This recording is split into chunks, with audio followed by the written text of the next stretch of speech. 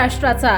नमस्कार, मी सुद्धा संध्या लाईव्ह मध्ये आपल्या सगळ्यांचं स्वागत। पिंपरी चिंचवड महापालिकेत भाजपची सत्ता आल्यापासून स्थानिक नेत्यांवर कोणाचाच अंकुश राहिला नाही। त्यामुळे मोठे घोटाळे केले, आमदारांची भावंडे, कार्यकर्त्यांना कंत्राटे दिली। स्थानिक नागरिक हे गुंडगिरीला घाबरत आहेत, मात्र ही गुंडगिरी मोडून काढणार आहे।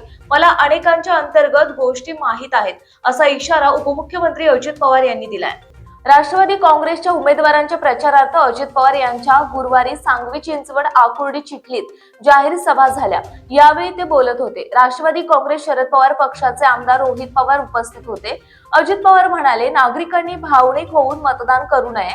राष्ट्रवादी काँग्रेसची सत्ता असतानाची 25 वर्ष आणि भाजपच्या 9 वर्षातील कामाची तुलना करून मतदान करावे। 2017 पासून महापालिकेला उतरती कळा लावली आहे। पवना मुळा नदीची अवस्था अतिशय खराब झाली।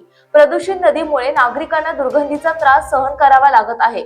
नदीला पूर आल्यावर सांगवीचा भाग पाण्याखाली जातो, याचा फटका नागरिकांना बसतो।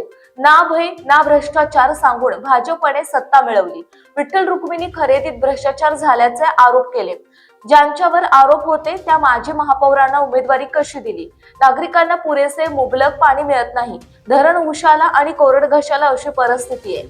6 वर्षांपासून 1 दिवसाआड पाणी पुरवठा होत असून किती दिवस अनियमित पाणी पुरवठा नागरिकांनी सहन करावा? ताज्या आणि महत्त्वपूर्ण बातम्या पाहण्यासाठी आजच आमच्या संध्या लाईव्ह न्यूज चॅनलला YouTube वर सबस्क्राईब करा आणि बेल आयकॉन प्रेस करा।